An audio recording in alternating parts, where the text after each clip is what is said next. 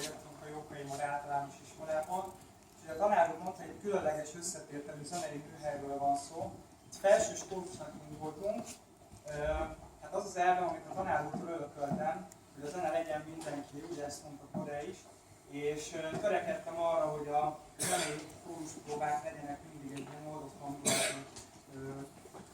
vidám együttétek, és hát eléggé megszaporodott a kórus létszám, mert ilyen 50-60 fős kórus lett aztán tavaly év végére belőle, és hát kivált ebből egy kamara kórus, hogy a zenei tehetséggondozás is megvalósulhasson,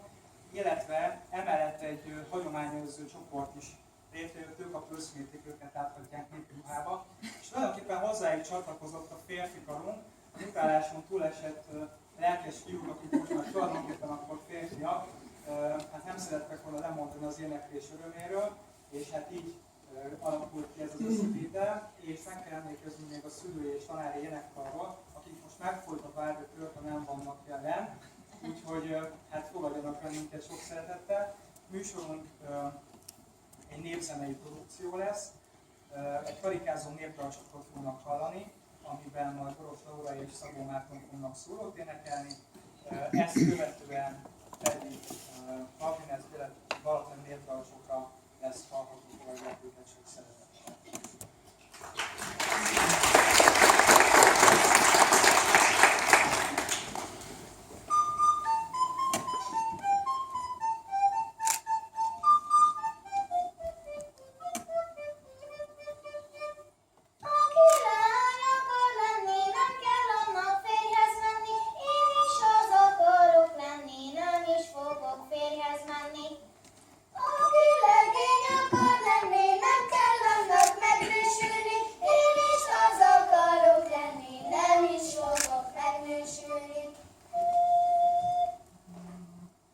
Megismerni a kanál szifra járásáról, tűzet fűzött bocskoráról, tarisztja széjáról. Hey, élet, élet, gyár élet, ez aztán az élet, ha megunom magamat, magam is úgy élek. Hey,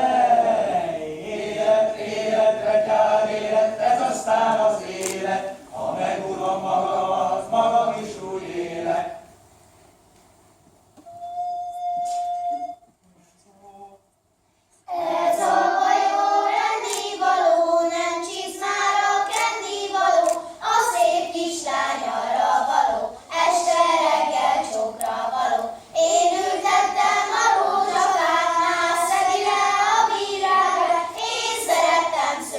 Barnát, más évivel